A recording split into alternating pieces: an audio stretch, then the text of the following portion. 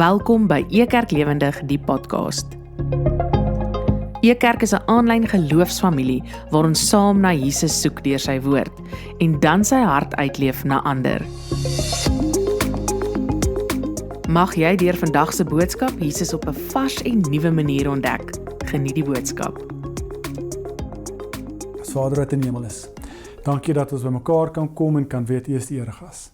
Here, ons hoef nie eers goed genoeg te wees of eers onsself uit te sorteer voordat U Uself aan ons openbaar nie. U is 'n goeie, liefdevolle, genadige God en so het ons elkeen wat hier sit vandag of staan of waar ook al ons is, 'n afspraak met U. U is die eregas.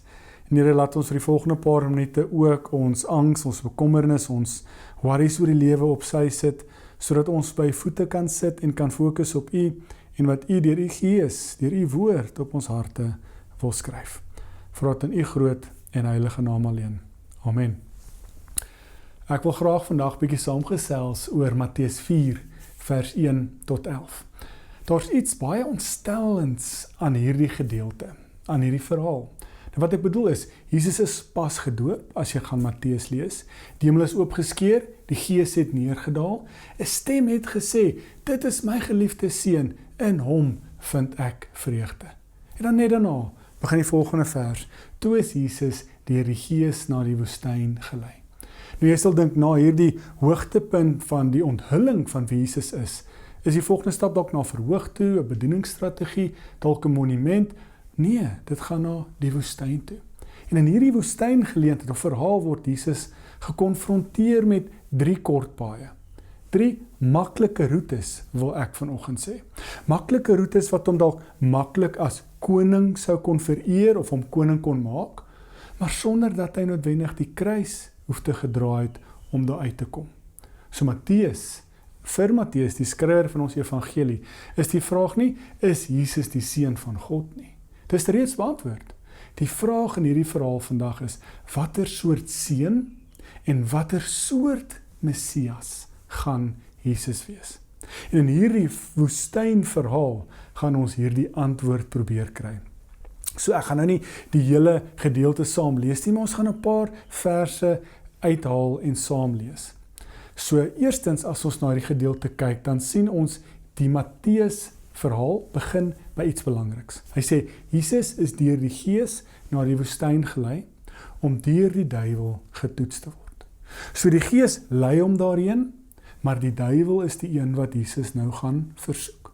Dit is baie belangrik vir ons verhaal vandag, want God is nie die versoeker nie, maar God onttrek homself ook nie van die werklikheid waarin Jesus homself vind wanneer die seun getoets word nie. Want Jesus se roeping as verlosser bestaan nie in vakuum nie. Wat beteken? Dit bestaan in 'n gebroke wêreld, waar die duiwel 'n werklikheid is, waar versoekinge werklikheid is, en waar daar ander alternatiewe keuses baie is, waar jy dalk die verleiding kon mis of dalk totaal en al verbygaan. En in hierdie woestynverhaal word Jesus gekonfronteer met 3 toetse. Nou die eerste toets lees ek. Jesus is honger, hy het vir 40 dae en vir 40 nagte gevas, hy sonder kos, en dan kom die duiwel, die versoeker, dan sê hy, as jy die seun van God is, sê dat hierdie klippe brood moet word. So vir Matteus se gehoor, so hierdie woorde onmiddellik iets wees wat hulle aan hulle geestelike wêreld hulle self resoneer. Hulle herken dit. Dis presies wat Israel in die woestyn gedoen het. Hulle was honger, dink terug aan Exodus, Deuteronomium, God het manna vir hulle gegee, maar nog steeds het hulle gemor. Hulle het nie God vertrou nie, hulle het verlang terug na Egipte se brood toe. Dan lees ons Deuteronomium 8 vers 3. Israel het misluk, hulle het brood bo God gekies, is my vertaling. Deuteronomium 8 vers 3. Nou staan Jesus voor hierdie selfde toets, of voor dieselfde toets, soortgelyke toets. En die versoeking is nie absurd nie, is iets ver verwyderd van realiteit nie. Dit is logies, en kom ons dink nou mooi, Jesus kan dit doen. Hy het die mag, hy verdien dit, hy is honger. Meer nog, as Jesus brood maak, as Jesus in hierdie verhaal, in hierdie oomblik kies om brood te maak vir homself, dan kan hy ons verseker ook brood maak vir Israel. Vir die skare wat dalk Jesus nog gaan volg in en deur sy aardse bediening, Hy kon die Messias wees wat hongerte, die hongersnood, die probleem van hongerte, tekort aan kos oplos in die konteks waarin Jesus hier leef. Wat Rome se ekonomiese onderdrukking totaal en al verbreek, wat dan om 'n tipiese, ek wil verder gaan sê politieke Messias sal maak, wat die mense sal gee wat hulle nodig het. Dit sou 'n Messiaskap wees sonder die lyding, sonder die kruis. Maar nou sien ons Jesus se antwoord en hy haal juis Deuteronomium 8 vers 3 aan. Lees ek wat Jesus hier sê. 'n Mens leef nie van brood alleen nie, maar van elke woord wat uit die mond van God kom. Nou dis presies die plek waar Israel getoets was. Nou hier is die dieper waarheid vir my en jou vandag. Die mensdom se probleem is nie 'n gebrek aan brood nie. Dit is sonde. En sonde word nie opgelos met selfvoorsiening nie. Dit word opgelos deur gehoorsaamheid aan die Vader. Selfs wanneer daardie gehoorsaamheid lei tot hongerte, tot lyding, tot die sterfte, die dood aan 'n kruis. Jesus het nie gekom om Israel se maage vol te maak nie. Hy het gekom om hulle harte te verlos. En daardie verlossing kan nie kom deur 'n kort pad nie. Dit kan nie kom deur die kruis te omseil nie. Dit word gedoen deur homself dood te loop aan die kruis. Dan lees ons bietjie verder aan die tweede toets wat die duiwel hier vir Jesus meer, of versoeking as te ware. Ons kan praat van 'n toets ook. Dis dieselfde toets as wat Israel gehad het in Massa. So nou raak die versoeking geestelik. Die duiwel vat Jesus na die hoogste punt van die tempel toe as te ware, op die hoekpunt, ons weet nie presies waar nie. En dan lees ons, as jy die seun van God is, gooi jouself af. Want daar staan geskrywe, hy sal sy engele opdrag gee, en hulle sal jou op hulle hande dra. So waar of weer sou Matteus se gehoor hierdie verhaal, hierdie teks, hierdie aanhaling van die geskrifte onthou? Dis wat Israel by Massa gedoen het. Hulle was dors, God het vir hulle water gegee. Maar nog steeds het hulle God getoets. Ek lees Eksodus 17 vers 7. Is die Here werklik by ons of nie, vra die Israeliete. En nou staan Jesus voor 'n soortgelyke toets, dieselfde toets. Die duiwel haal skrif aan, Psalm 91, maar hy verdraai dit. Psalm 91 beloof vir ons, God sal jou beskerm wanneer jy in gehoorsaamheid agter hom aanloop, in gehoorsaamheid vir Jesus, vir God, agter hom aanloop. Maar die duiwel gebruik dit, verdraai dit.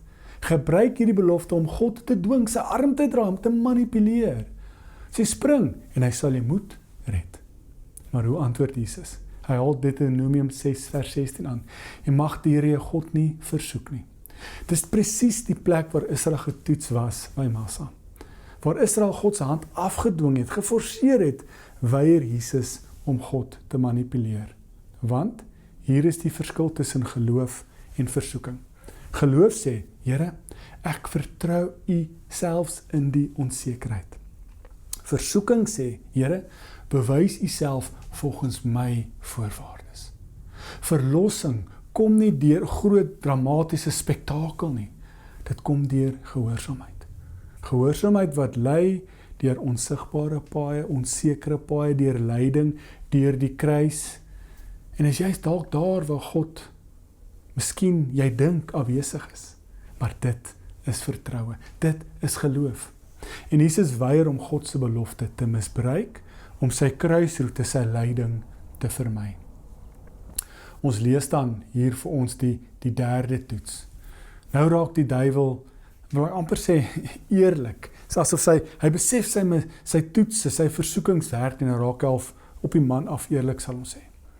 Hy wys Jesus al die koninkryke van die wêreld en al hulle heerlikheid, en dan sê hy, alles sal ek vir jou gee, as jy voor my neerval en my aanbid. En weer, die gehoor vir wie Matteus hierdie skryf, die eerste hoorders, eerste lesers, sou dit erken. Dis wat met Israel gebeur het by Sinai en wat hulle gedoen het. Moses was op die berg, onthou julle, in God se teenwoordigheid, hulle was daar, maar Israel het ongeduldig geraak. Hulle sê, maar hoekom vat Moses so lank? En nou staan Jesus weer vir 'n soortgelyke of dieselfde toets. Die duiwel bied Jesus presies wat hy gekom het om te kry. Die koninkryke van die wêreld. God het dit reeds beloof, ek haal Psalm 2 vers 8 aan. Ek sal die nasies aan jou gee as jou erfporsie of jou erfdeel. So die duiwel bied nie 'n valse doel hier aan nie, maar hy bied 'n valse pad of 'n kort pad aan. Dis die regte bestemming, maar is die verkeerde roete. En die verkeerde roete sluit een belangrike ding uit vir ons as gelowiges: gehoorsaamheid aan die Vader. En dus die kruis. Nou hoe reageer Jesus? Hy haal Deuteronomium 6 vers 13 aan. Die Here jou God moet jy aanbid en hom alleen. Dis die kern van Israel se roeping. Waar Israel die ware God verruil het vir afgode, bly Jesus getrou aan die Vader alleen. En met daardie woorde kies Jesus die pad wat lei na die kruis toe. Hy kies nie die kort pad nie. Nie omdat hy swak is nie omdat hy gehoorsaam, maar omdat hy gehoorsaam is aan die Vader. En slegs gehoorsaamheid, wat die pad is van verlossing, die pad is van die kruis, deur die dood, deur die graf. En dit is wat Jesus se roete hier is. Matteus wys vir ons, in hierdie kort verhaal, maar kragtige verhaal van hierdie 3 versoekings, wys hy vir ons iets baie belangriks as gelowiges. Jesus staan nie net as individu in die woestyn nie, maar hy staan ook as 'n verteenwoordiger. Waar Israel vir 40 jaar in die woestyn misluk het, elke keer gestruikel het, bly Jesus vir 40 dae, maar die kern is hy bly getrou. Waar Israel gemor het en gekla het vir brood, vertrou Jesus op Vader, die Vader, sy Vader se woord. Waar Israel getoets was, of waar Israel God getoets het by Massa, weier Jesus om God te manipuleer. Waar Israel die goue kalf aanbid het, aanbid Jesus die Vader alleen.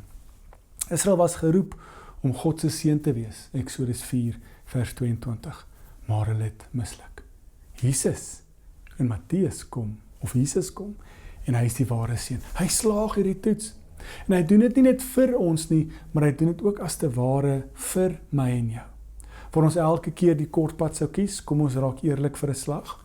Ons is nou besig met lydenstyd. Lydenstyd is presies dit. Wat was die doel van hierdie lydingspad van Jesus? Ek en jy, ek kan my hand opsteek en sê, ek sal die kort pad gekies het. Ek kom ons by dieselfde eindbestemming uit. Wie van ons sal nie 'n kort pad kies in ons samelewing vandag nie? Maar vir Jesus gaan dit hier oor gehoorsaamheid. Waar ons vertroue sou verruil vir selfversoening, bly Jesus getrou. Waar ons God se belofte dalk miskien sou misbruik en sy arm sou draai, buig Jesus voor die Vader se wil. Waar ons dalk miskien moontlik selfs vandag nog voor afgode neerval op ons knie en hulle aanbid Jesus die ware God alleen. En daardie gehoorsaamheid lei Jesus na die kruis toe. Nie omdat die kruis 'n ongeluk was nie omdat die kruis per ongeluk gebeur het nie, maar omdat daar binne in die kruisroete, die regte roete, homself doodloop aan die kruis, dis God se heilsplan, dis God se reddingsplan, dis God se verlossingsplan. Geen ander pad bied vir die wêreld, vir my en jou verlossing nie. Die kort paaie wat Jesus koning sou maak in Matteus 4, maak dat hy die kruis sou mis. Maak dat hy nie die verlosser sou wees nie. So ek sluit af. Hierdie lydenstydperk waarin ons nou ingaan as gelowiges regs oor die wêreld. Herinner ons daaraan dat Jesus nie die maklike pad gekies het nie. Hy het juist die kort paaie vir my. Nie omdat hy moes nie, maar omdat hy ons wou verlos. Dis die regte roete, dis God se wil. Hy het geweier om brood te maak, sodat hy die brood van die lewe kon word. Hy het geweier om te spring en dat God hom sou red, want so is hy die ware teken van verlossing. Hy moet aan die kruis homself doodloop. So het hy geweier om voor die duiwel te buig, sodat hy die ware koning kan word, sodat ek en jy kan buig voor die ware koning. En hy het alles gedoen, omdat daar binne in God se verlossingsplan, sy reddingsplan, geen kort pad is nie, geen ander pad na verlossing toe, eerder as die kruis nie. Sonder die kruis is daar nie verlossing nie. So waar ons sou misluk het, of dalk vandag nog misluk, slaag Jesus. Waar ek en jy dalk die kort paaie sou kies, het Jesus getrou gebly aan God en aan God se wil en aan sy roeping. Waar ons sou val, het Jesus staande gebly en oorwin. Hy is eers ons verlosser, wat vir ons gedoen het wat ons nie kan nie. En nie kon nie, nooit kan nie. Niks wat ons doen sal ooit maak dat ons eie verlossing sou kon kry nie. Maar Jesus kan. En dan is Jesus meer as dit. Hy is ook iemand wat ons naboots. Jesus is meer as net ons verlosser. Hy is ook die een wat ons naboots. Hy is ons voorbeeld. Hy is die een wat ons roep om agter hom aan te loop en hom te volg. En dis lydingstyd. Dalk moet ek en jy vra, waar kies ons die kort paaie? Waar kies ons die geleenthede om God se arm te draai, dalk te manipuleer om ons sin, ons wil te kry? Waar bid ons dat Jesus ons juis die kort pad gee, maar ons vermy die lang pad, God se wil. Jesus is ons verlosser en ons kan dankie sê vir hom dat hy nie die kort paai gekies het nie, maar dat hy gehoorsaam was aan die wil van God, aan die roeping wat God op sy hart geplaas het, die missie wat God hom voorgestuur het, dat hy homself doodgeloop het aan die kruis, sodat ek en jy vandag hier as nuwe mense met identiteit gevestig in Christus kan leef. Dankie dat ons juis nie die kruis hoef te dra en onsself dood te loop aan die kruis nie, maar dat Jesus dit vir ons kom doen het. Omdat Jesus dit gedoen het, kan ek en jy vandag hier staan en sê ons glo in die Here Jesus Christus, die Seun van God wat gestuur is deur God om vir my en jou te sterf aan die kruis. Meer as dit, het die dood hom nie oorwin nie, en het opgestaan uit die doodheid. Hy sit vandag aan die regterhand van God. En omdat God Jesus gestuur het, en omdat Jesus dit gedoen het, het hulle ook hulle Gees gestuur. En God se Gees is woonagtig in ons as gelowiges. En so kan ons as gelowiges, as vrygespreektes, as verlostes leef in die hier en die nou. En juis hierdie realistiese wêreld waarin ons is, waar die wêreld om ons almal kortpaaie soek, almal werk met korrupsie, almal soek die binnebaan, almal soek 'n vriend om die lyn te skiep. Maar mag Jesus ons vra om God se pad te loop. Mag Jesus ons herinner eerder om God se pad te loop. Dankie dat Jesus dit gedoen het, maar mag ons ook hierdie voorbeeld vat en ons kruis optel en God se pad, God se roete vir my en jou lewe loop in hierdie koninkryk, sodat ons God se koninkryk sigbaar maak, 'n realiteit maak in die kontekste waar ons geplaas is. Kom ons bid. Here, dankie dat ons kan lees en net weer eens herinner kan word van die roete wat U, ons verlosser, die Seun van God vir ons geloop het. Dankie dat U nie kort paai gekies het nie, maar dat U volstoom vasgehou het aan die roeping, aan die roete, aan die pad wat God vir U gegee het om te loop. Dankie dat U vir ons aan die kruis gesterf het. Dankie dat U vir ons meer as net ons verlosser is, maar ook so 'n voorbeeld is. Iemand wat ons kan naboots, iemand wat ons uitnooi, uitdaag om agter U aan te loop in hierdie wêreld. Mag ons ook soos U nie die kort paaie kies in die wêreld nie, maar mag ons U pad kies. Mag ons elke dag op ons knieë neerval en vra, Here, wat is U pad? Wat is U roete wat ons wil hê ons moet loop? Mag ons dit loop. Mag ons soos ons verlosser, Here Jesus Christus, ons kruis optel agter U aanloop in hierdie wêreld in. En nie sodat ons onsself kan verheerlik nie. Nee, maar dat U al die eer en die glorie kan kry. Mag dit mense wys hoe liefdevol en genadig U is. Mag ons optrede God laat raak sien, sodat hulle lewens Godwaarts kan heroriënteer. Here, dit is als moontlik en ons kan net sê dankie, en is te dank aan U Seun ons verlosser, wat vir ons aan die kruis gesterf het. Juis hierdie lang pad, die verlossingspad geloop het. Dankie daarvoor. Amen. Dankie dat jy vandag saam gekuier het by Ekerk Lewendig, die podcast. Want Jesus is lewendig en die Bybel gee lewe en saam leer ons hoe om hierdie waarheid uit te leef na ander. Ons kuier volgende week weer saam. Ekerk, Jesus sigbaar, voelbaar, verstaanbaar.